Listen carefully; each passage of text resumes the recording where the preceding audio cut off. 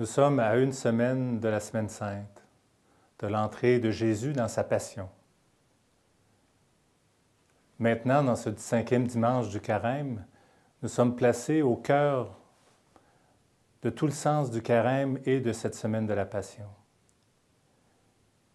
Nous serons mis dans la tension entre le tombeau et la résurrection, entre la mort et la vie, entre l'esclavage et la liberté.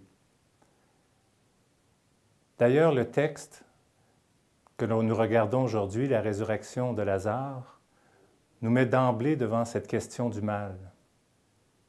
Le premier verset nous dit « Il y avait un malade, Lazare de Béthanie. » Un malade, un, indéfini. Nous disant à chacun de nous que la maladie qui frappe Lazare n'est pas seulement la sienne, mais elle est aussi la nôtre. Cette maladie qui mène à la mort et qui nous enferme au tombeau.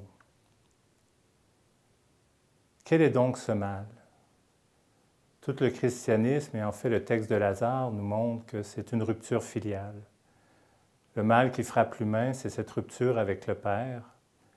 Et elle nous conduit à la mort parce que le sens même de notre humanité est de s'accomplir en Dieu. Alors que faire face à ce mal? Jésus nous fait une invitation. Allons de nouveau en Judée.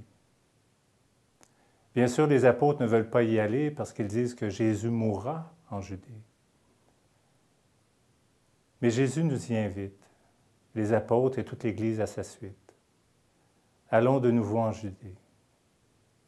C'est comme si Jésus nous disait, regardez, moi je n'aurai pas peur de faire face au mal qui m'attend, ni à la mort, ni au tombeau.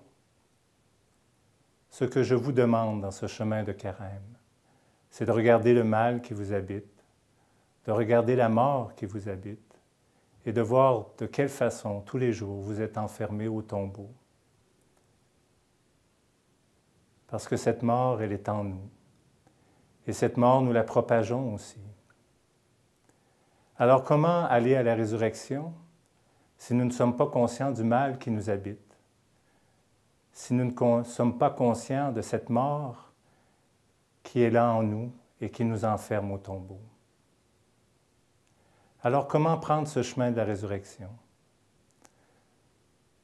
Alors, Jésus nous fait une invitation. Il est là, debout, devant le tombeau, et il nous appelle. Lazare, viens dehors. Il nous appelle par notre nom, parce que la résurrection est une naissance. Elle est un choix. Jésus ne force pas la porte du tombeau, il ne vient pas arracher Lazare du tombeau, il l'appelle. Parce que Lazare qui a compris et qui saisit bien la mort qui l'habite, est face à un choix entre la mort et la vie, entre cette vie nouvelle dans le Christ, en cette naissance nouvelle dans le Christ.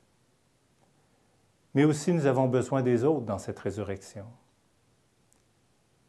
Parce que Jésus dit aussi à la foule, donc à chacun de nous, roulez la pierre ou ôtez la pierre. Comment faisons-nous pour ôter la pierre? Comment faisons-nous pour, à quelque part, pour notre tombeau et le tombeau des autres, l'entrouvrir afin que la lumière du Christ puisse entrer dans nos ténèbres? Probablement d'abord en acceptant son invitation, en laissant la vie entrer en nous pour en être le témoin. Mais assurément aussi en cherchant à pardonner, en cherchant à aimer. Aussi, probablement, en refusant tout jugement et condamnation des autres et en cherchant des relations plutôt qui aident à donner la vie, plutôt que détruire l'autre. Alors, en ce 5e dimanche de Carême, Jésus nous demande de regarder en face le mal qui nous habite et de quelle façon aussi nous le propageons. Parce que de là, nous pourrons entendre, au cœur de notre tombeau, cet appel de Jésus.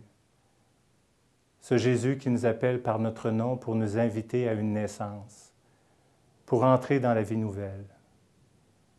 Et aussi d'aider les autres à se dégager de leur tombeau, à être témoins de la résurrection.